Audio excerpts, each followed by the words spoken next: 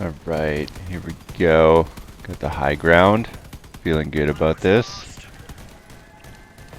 Alright, I think I need to get down there. Yeah, those guys are moving. Okay. Good thing I removed my carjack earlier. This is not good. What could go wrong? Huh. Guess I still fire my guns. That's good, that's good. Boom. Alright, new meta. Flip your car, boys and girls. Just flip it. Play dead. You're good to go. Nobody expects a thing.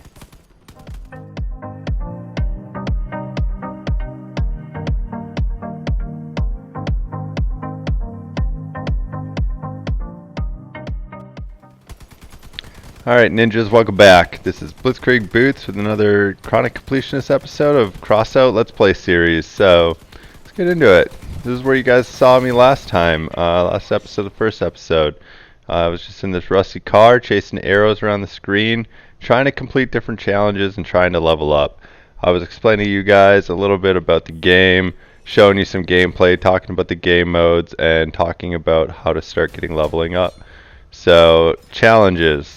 That's definitely going to be what you want to do when you first start playing. Just start paying attention to where the game wants you to go. Go there, complete whatever objective it is. Try to complete some missions, get some scrap, get some copper, get some dubs, and just go from there. Here we are in old Blue, my boy Blue, rolling around this mission, trying to get some kills, trying to get some W's. I'm going through these missions not only for the experience, the fun of doing it and to try to get better, but because I'm trying to reach level 3 right now. And the reason I'm trying to reach level 3 is because it's my next challenge, but it's also when I know that you unlock adventure mode, which is the mission objective area that allows you to complete missions for easier access to some of the resources like copper and scrap metal and such. So I'm looking forward to experiencing that and getting in there a little bit. So as you can see right here, I just hit level 3 after that mission, getting some new parts, but more importantly, I'm able to get into adventure mode now. So I go into adventure mode, I give it a try. There's some cutscenes, there's some nice little missions. However, I'm not going to show you guys that gameplay footage. It was very fetch questy, and I didn't want to make you guys sit through it. However, I went there, and as you can see, I gave my girl a new paint job. Not old Blue anymore. Now it's the green machine. And once I hit level 4, I realized I unlocked some hatchets, and I figured it was time to give the green machine some teeth. Not only is it going to help give me a little ram damage, give me a little protection from people running into me from the front, but I think it makes it look like a beast. So the other thing I decided to do was I hadn't really been messing around with any of the parts that I was unlocking up until right now.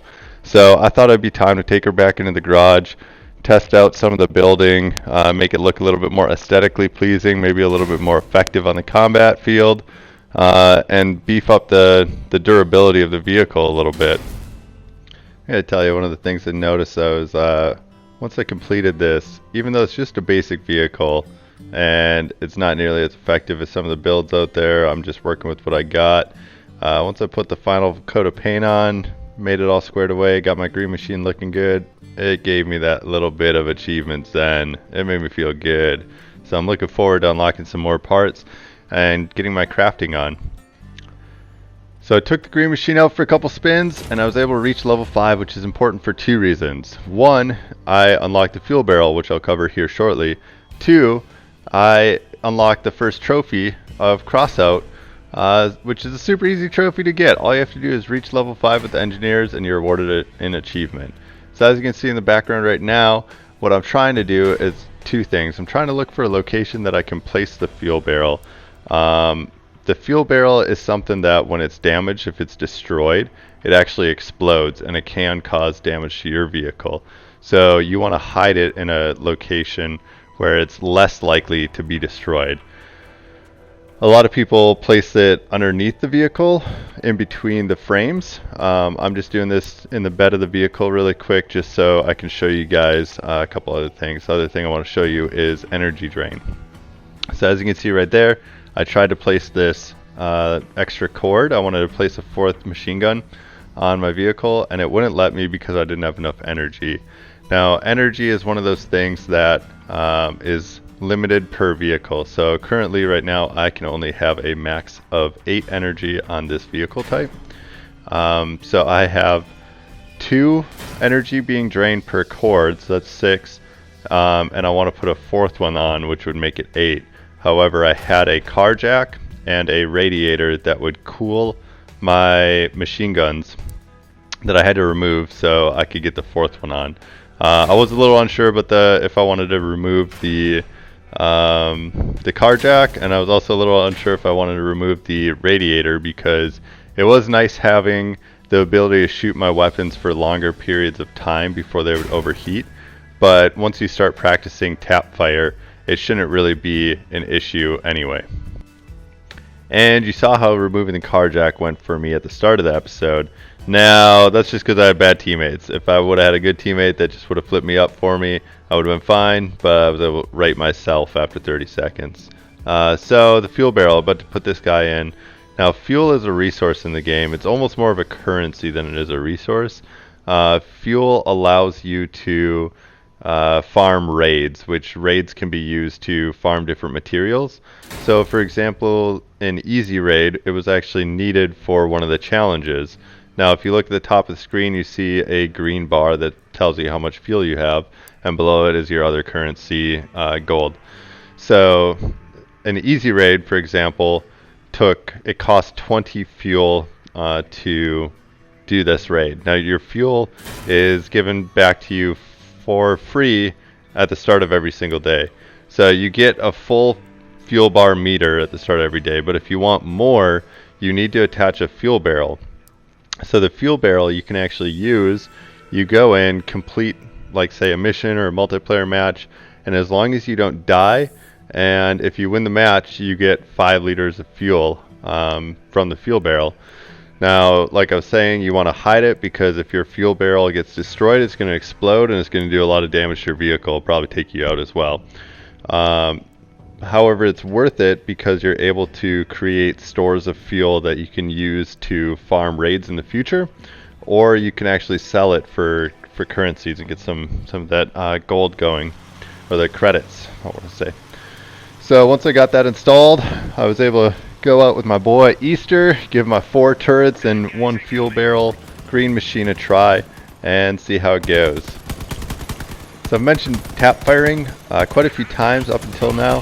Now what tap firing is, for those of you that don't know, it's just mashing the trigger over and over instead of holding it down for one long continuous string of firing, because the longer you hold it down, the wider your crosshairs get, so the more inaccurate your rounds get. So when you're trying to do stuff like, especially with LMGs, that are trying to strip weapons or parts off of vehicles, it gets exponentially more difficult to accurately hit these small pieces on the vehicles if you're just holding down the trigger. If you're constantly tapping it, you're going to hit direct shots where you're trying to aim every single time. So just pay attention for that. Something to think about for the future, and realize that I'm not the best at it at this point in time. However, I'm trying to get better at it. I'm trying to improve, trying to progress. It's the name of the game, name of the channel. Speaking of progressing and improving, I've mentioned a couple things like the currencies, about fuel, about how you can sell stuff, about the market, and I will be doing bits and pieces and episodes later on talking about how to get started in the market, how to go about making the most bang for your buck when you are selling things, so keep an eye out for that. That's going to do it for today's episode, ladies and gentlemen. Just to recap, we talked about chasing the challenges, trying to get them level up, hitting level 3 so you can get into adventure mode, hitting level 5 so you can get the fuel barrel, trying to get the fuel barrel installed, getting the fuel barrel installed somewhere where it's not going to explode, and what it's even used for, trying to collect that fuel so you can use it in the future or sell it if you have excess that you don't want. Talked about trying to place items on the vehicle, knowing that there's a limit on the amount of electrical drain that the vehicle has, as well as the limit on the amount of parts that your vehicle has. So just play around with it, try to get used to it. But if you made it to this part of the episode, I really appreciate you being here. I really hope you enjoyed the content, and I'm looking forward to playing some more Crossout and getting some more upgrades so I can show you a little bit more action and hopefully keep on improving. Chronic Completionist out.